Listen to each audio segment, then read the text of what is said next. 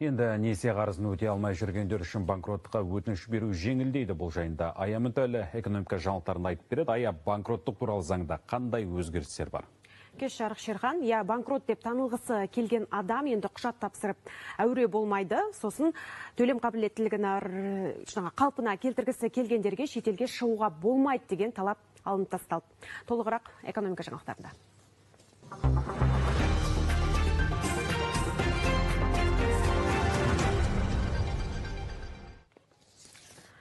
Несие қарызын өтей алмай жүргендер үшін 25 тамыздан бастап банкроттыққа өтініш беру жеңілдейді. Мемлекеттік кірістер комитетінің хабарлауынша банкрот деп танылғысы келетін азамат енді тек арыз тастайды.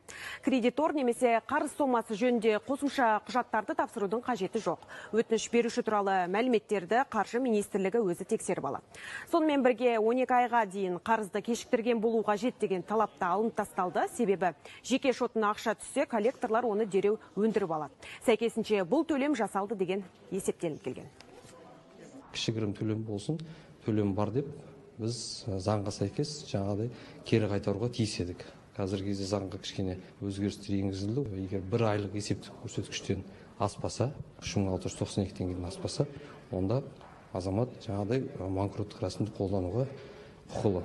Төлем қабілеттілігін қалпына келтіру шартын қолданған кезде шетелге шығуға мүмкіндік алды. Бұрын тыйым салынған осы бағыт бойынша.